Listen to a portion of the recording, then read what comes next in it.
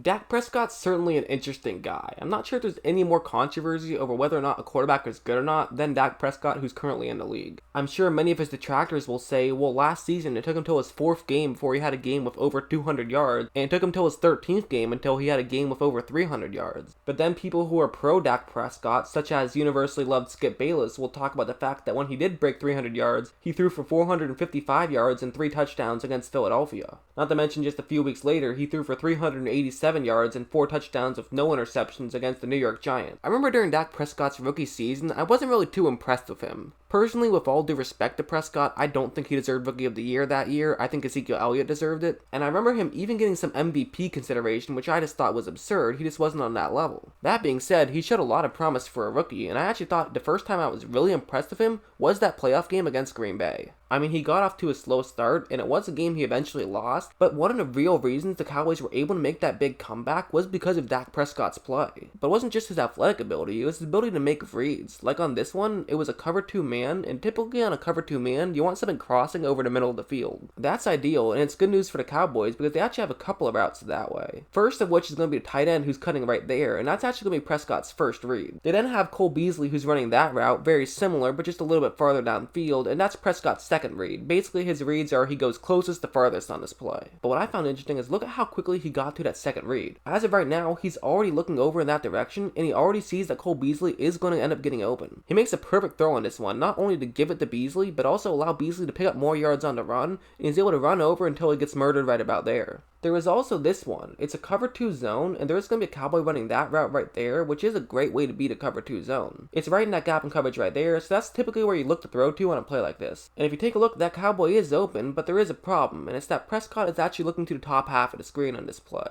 The reason for this is because there is a Cowboy in that area, then that's actually a great route to run if it was cover 2 man, or just a man coverage in general. But because it is zone, that route really isn't going to work out as well. But Prescott sees this, he's going to roll around in the pocket, which he didn't really have to do, but he does anyways, but he's still able to throw it over, hit Bryant, and pick up a first down. And so again, this isn't flawless, but it's still getting the job done. It's still a good read by Prescott to know what he has to do, even if it was a little bit late, and get the ball over to Prescott. This definitely wasn't a perfect play by any means. It was absolutely a little bit sloppy from Prescott, to say the least. I mean, it did take him too long to realize it was zone coverage, and he scrambled around in the pocket and threw off balance when he really didn't have to. But that being said, he's a tremendous athlete and can throw off balance very well. There's also this play. One of the first things you're going to see is Prescott is pointing at someone saying, hey, you block him, make sure you block that guy right there. And typically, why would you do this if it was a running play? But that's what Prescott is trying to sell. He's trying to sell that it's going to be a run. And that's not the only way to try to sell it's going to be a run. Jason Witten is going to start off as though he's blocking that Packer right there, and they're going to run play action. So again, all of this is just a fake to hopefully get those Packers to move in. The play works perfectly, and look at how quickly Prescott is able to get the ball out and get it to Jason Witten. He does it almost instantly, and also worth mentioning, he kind of is off his back foot when he throws. Not great throwing for him, but he is athletic enough to make it work. There's things I didn't love about Prescott in several of those plays, but the fact of the matter is, he's still clearly very talented. So he had kind of a fairy tale rookie season. I mean, he definitely had his flaws in his rookie season, but he still had a very good one.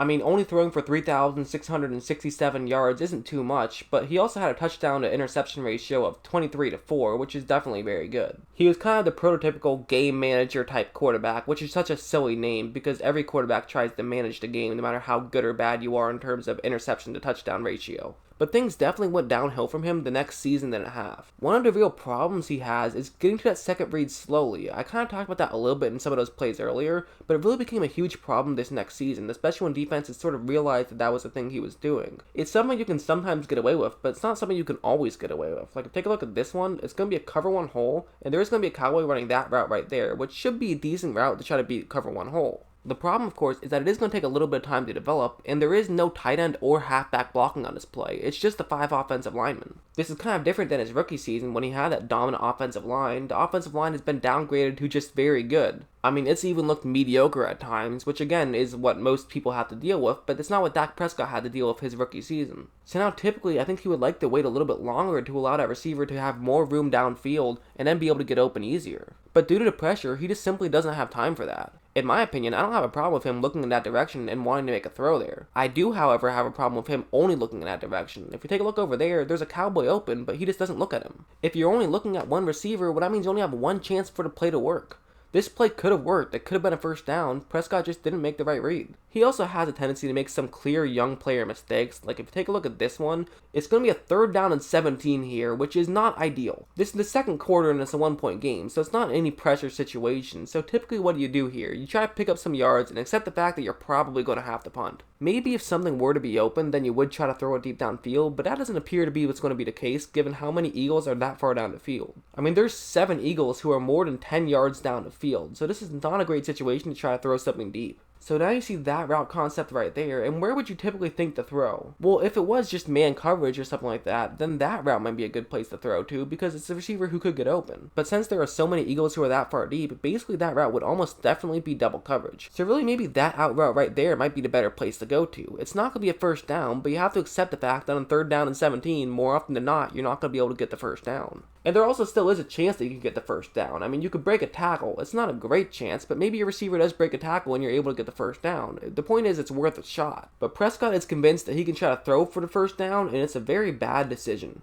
It ends up being a very easy interception, and it really just wasn't a smart play by Prescott. That's the kind of thing that you kind of expect from a young player. There's also this play where once again it's zone coverage, and there is going to be a Cowboy running right there where it will be a little bit in a gap in coverage just underneath those zone coverages right over there. But if you watch that receiver the entire time he runs his route, then you will do exactly what Dak Prescott did there, because he just followed that receiver the entire time and was keeping eyes on him and nobody else. He's staring down his receiver, which sometimes you can do, especially when it's a route like this that could end up getting open, but the problem is it's now not open. Again, I have no problem with a young player having a tendency to stare down his receiver too much. I mean, that's something that happens. Something you need to work on for sure, but it's something that happens. I wouldn't be too discouraged. But the problem is he's just not really open. I mean, he is beating his assigned man right over there, but there's another Seahawk in the area who could easily come in and break up the play. Prescott did make a pretty decent read on this one by finding a route that would work on paper, and that's where he's going to look first. But the fact of the matter is, you have to know at a certain point, okay, I can't throw the ball there because he's not open. But enough about the negatives, let's talk some positives when it comes to Dak Prescott. Like on this one, it's a cover 2 zone, and the Dallas Cowboys do have a receiver running that route right there.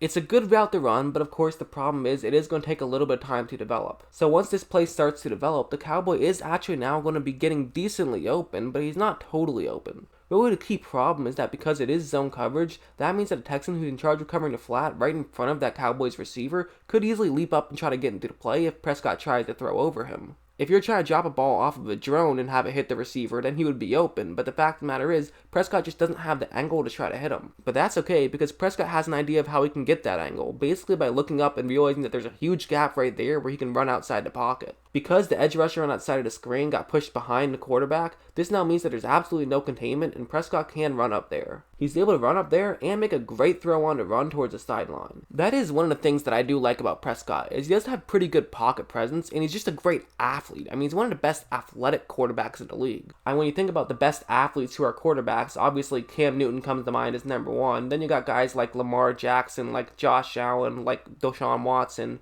But Prescott is definitely on that list of best athletes who play quarterback. This one's another interesting example where the Cowboys are going to be running play action, where they're going to fake a handoff to the top half of the screen, and they're going to have those two receivers down there run deep routes down the field. So right off the bat, Prescott is going to be under pressure. However, he's going to just do a great job of avoiding not one, but 2 tackles and getting all the way to the bottom half of the screen. Again, that's where the athletic part of Dak Prescott comes in and can really help your team out by being able to make those types of plays. He's now looking to make a throw, but the problem is that's going to be a long throw. It's a very tough throw to make. But then again, having a problem of having a receiver deep downfield is sometimes a good problem to have. Really the key here is that the receiver is running basically straight down to the sideline on the bottom half of the screen. So while there is tight coverage as of right now, Prescott can throw it to where he will be and basically just trust that his receiver will be able to make the play. That ends up being exactly what happens, and it's what leads to a huge completion. So that's a little bit of Dak Prescott in a nutshell. However, there's one more thing that happened late in the season. One of the reasons why you saw Dak Prescott's numbers kind of improve later in the season was the fact that they got another player later in the season.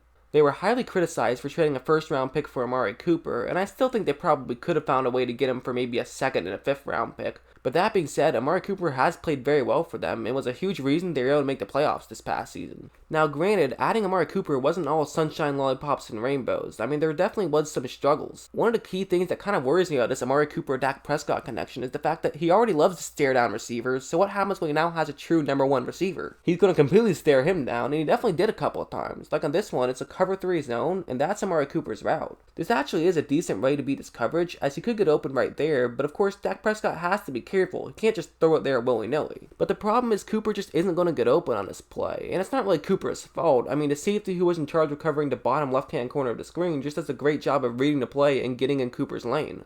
That's kind of the problem with having complete trust in your receivers. I mean, it's one thing to trust a receiver who is very good like Amari Cooper, but it's totally another thing to trust that a defensive player isn't going to make a great play. I mean, that one's out of Amari Cooper's hands. That was just a defender making a very good play, and Prescott has to be aware of a defender potentially making a good play. That is something that just personally I don't love. However, if I am being honest, it did work out more often than it didn't. Like on this play, it's going to be one-on-one coverage against Cooper, and look at how far off that defensive back is playing against Cooper.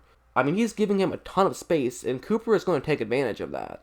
Basically, he's going to fake as though he's running a go route or an out route, where he's running as fast as he can in that direction. The reason why that's effective is because Cooper is such a good route runner, and he is fast, that corner is going to have to turn around to try to keep pace with Cooper. And again, because Cooper is such a fast route runner, he can basically just stop instantly, and now he has a ton of space. And much like we did on that play by staring Amari Cooper down the whole time, Dak Prescott did the same thing. And yes, I am reusing that joke. If you're here for original jokes, you're at the wrong place. There was also this one from later in that game, where once again, look at how far off that Eagles defender is playing against Cooper. Typically, this is a great time for a slant route. Really, slant routes are the best way to beat this, or maybe a curl route, possibly even an out route. But one real reason you want to play off like this is the fact that if he is running a go route, like Amari Cooper actually is on this play, it should put you in pretty good position to try to make a play. So now while Cooper is trying to run to finish his route, he's totally not even close to being open, but Prescott says, screw it, I'll throw it there anyways. I mean, he probably didn't say that. He probably said, okay, this is the decision I'm going to make, but I'll say that he said, I'll screw it, because who cares? Cooper wasn't open when Prescott decided he was going to throw it there, but he certainly was open when the ball finally got there. That's the advantage of having trust in your receivers like Amari Cooper, is the fact that Amari Cooper's pretty good.